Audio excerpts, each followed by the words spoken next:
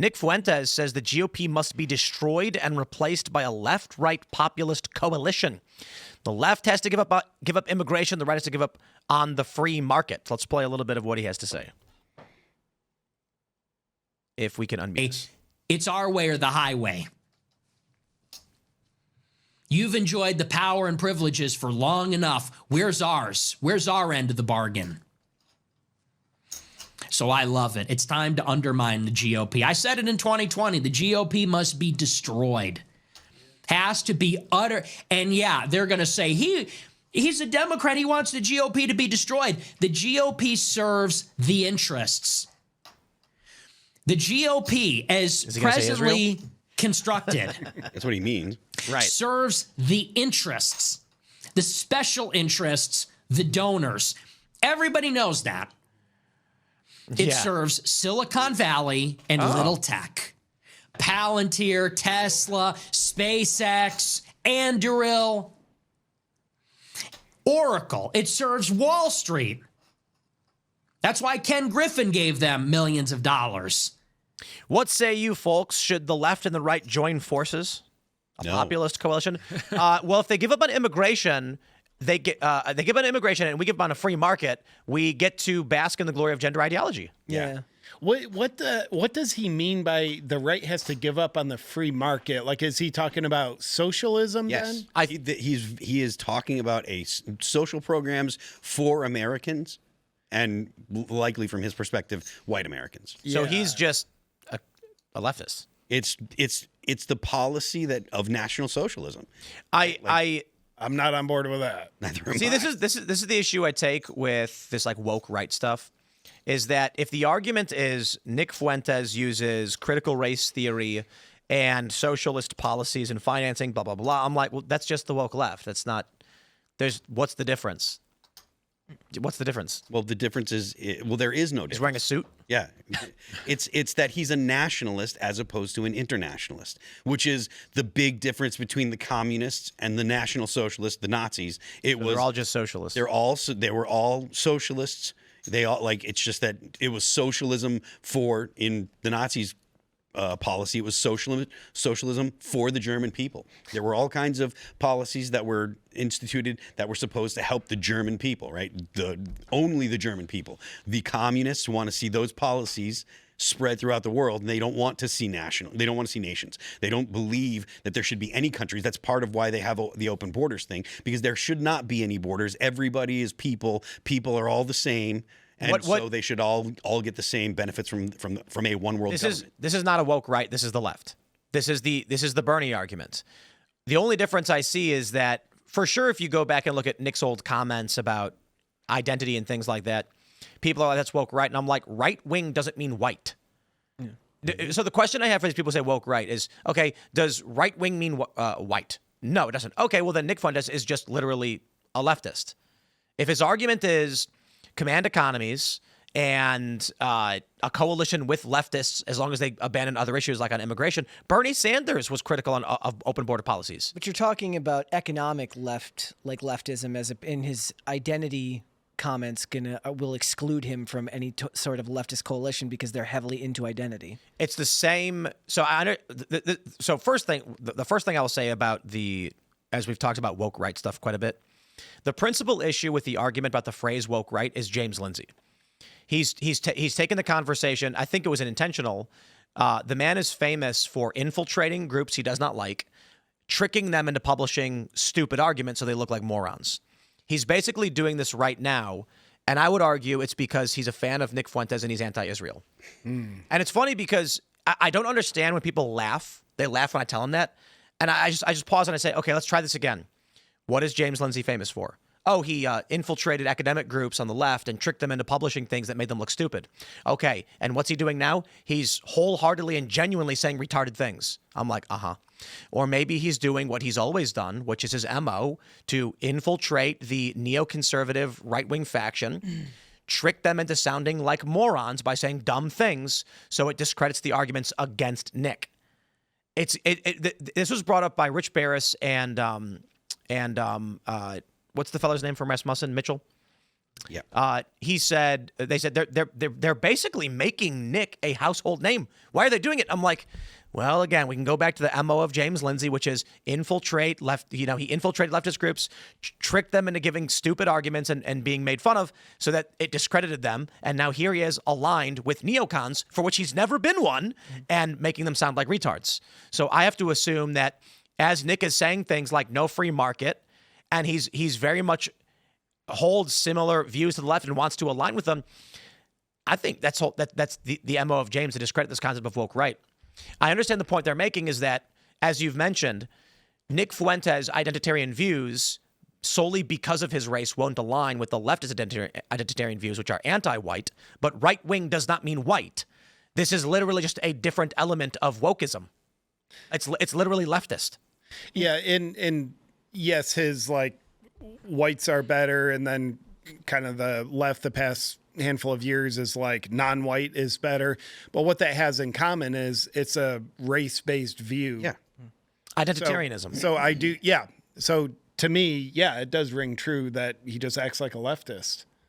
But I'm not here to have the debate over Nick being left, right, up, down, whatever the stuff means. The question is, the GOP has largely done a bad job, in my opinion. Yeah. What we are getting from Donald Trump seems to be surface level scratches on a gigantic steel sphere. We're not cracking to the core and figuring out what's going on. Where's the rot? We're just getting red meat. It's been almost a year now, and what do we have to show for it? What would you like? Mortgage fraud indictments? What would you like to see that? Like, I guess the question here is like, what is it that people would expect in a perfect world? He's doing everything exactly the way you want it. What would you? I'm specifically referring to the criminal elements of the government and what it means if Trump doesn't succeed in 26 and 28. I'm actually rather happy with his moves on the tariffs, and I think he's done pretty dang well in general policy measures. His immigration raids, we're not getting the numbers we were hoping to see, but that's not his fault. That's the Biden administration's fault. He's doing a pretty good job with ICE, with immigration. I think Pam Bondi is not doing a particularly let me put it this way. I think Pam Bondi is a general net positive, but lacking, and there are much, much better people. I know people have criticisms of Kash Patel and Dan Bongino. I don't know if there's anyone who would have been better. Pam Bondi, maybe, to be honest. The Epstein stuff is weird, broken, and they screwed this one up. And that does fall into Kash and Dan as well. But I don't know if you could name someone who would have been better than Kash and Dan. Sorry, it's like if it's not them, then who? Mm-hmm. However, I think Pam Bondi is a C+. I'm not trying to be a dick to Pam Bondi, but she's been like a C+. It's like good, not great. So the Trump administration, in terms of the DOJ, I think could have done a lot better. Perhaps the sad reality is they could not have, and it's wishful thinking. But again, I'll stress, policy-wise, I'm actually fairly happy. I think maybe there's always room for improvement. Trump could have done better for sure, but he's doing well. It's pretty good. Yeah, I mean, if you read Trump's Truth Social tweet that we saw a few minutes ago, he's clearly doing very well. Yeah, he said it right there. Yeah. You can tell. It's like three extra paragraphs in there. Look, I don't imagine that a lot of people it took a large coalition to get him elected, and I imagine a lot of that was based on economics, and those people aren't worried about the arrests. They're not worried about the government rot. They're worried about whether they're going to be able to afford their groceries. So while we would love to see those arrests, and I, for one, but we pay attention to politics, right? Like it becomes almost like a spectator sport in which you read so much about this stuff, you pay such close attention, you want to see action happen, and it doesn't necessarily come to pass. But he also needs to pass other things, not just policies, but the grocery prices have to come down. Things have to change. And is that all entirely on him? No, not entirely. It takes a long time. And in a lot of ways, inflation takes forever if it ever goes down at all, right? Yeah. Well, inflation, the prices aren't going to go down. You need exactly. wages to come up to meet the inflation. It's to stabilize, right? So I don't know if there's a better path forward. I do think that they could be better about getting out the things they've succeeded on, because it feels like what happens, at least if you're on X, and maybe that's just a bubble of your own, is that you get lost in all the people talking about what hasn't happened, and you need to focus on the stuff that has and leave out the stuff that people know is not true, like the grocery prices and the fact that the economy is doing great and all that stuff. You need it. Like the Supreme Court is just one of those many wins. If you want to talk about that, like look what we've done for future generations with our appointments to the Supreme Court. That's something that you can talk about as a win, but he needs to get away from the messaging path that he's on right now. I mean, just like the fact that the border's closed, Roe v. Wade got overturned, affirmative action was overturned at the Supreme Court, the Voting Rights Act is in question. Like those are things that are directly because of Donald Trump, right? Whether it be policies that he has, which is like the border, he came in, he fixed it. All the Democrats, they swore up and down that nothing could be done. You couldn't do anything. We had to have this big new bill, blah, blah, blah, blah, blah. And turns out, no, all you had to do is actually just have a president that wanted to actually close the border. And look what's happened. The border's closed. And then all the other stuff that the Supreme Court has done, that was all directly because of Donald Trump's appointments to the Supreme Court. But even the border stuff doesn't necessarily work for him because people are like, why aren't there more deportations? Why aren't you? Right? It's true. There are people that are like, why aren't there more? And I'm, one of those people. I want to see more deportations. I want to see, everybody that's here illegally deported. But at the same time, the fact that the border is closed and we have a net decrease in population because of that, because of the border this year. But then he's like, you know what? H-1B visas, bring them all in. It's 600,000. Like he's got. I'm not saying he's perfect, but the point that I'm making is like he has done a lot of the things that he's made promises to, but part of the reason why people feel unhappy is one, the economy, and two, because they want to see a president come in and say, you're going to jail, you're going to jail, you're going to jail, you're going to jail. And all of that, like that doesn't happen unless you have like an actual authoritarian, president that comes in and says, who cares about the law? We're just going to start tossing people into jail. And there are people that are on the right that they tend to be extremely online that are like, that's what I want to see. I want a dictator. I want someone to come in and do all of these things. And if he doesn't, then he's failed us, blah, blah, blah. And like those people are never going to be happy because of the way that our government works. Like Donald Trump just doesn't have the authority to do that stuff. I think to appreciate the major differences Trump has made, you have to look at the long term. I think he's smart enough that a lot of what he does, it doesn't necessarily benefit like right now. You can't tangibly see it like you could if, hey, grocery prices are way down. That's amazing. That's great right now. But like just closing the border, deporting dangerous criminals, long term, those of us with kids, we say America is going to be a better place for my kids. There's not these maniac criminals just flocking into the country, forklift, tearing down the fences so they can get in easier. And therefore, make our country a more dangerous place over the next 10 years, 20 years. So I think Trump has, done a great service where he's made our country better long term.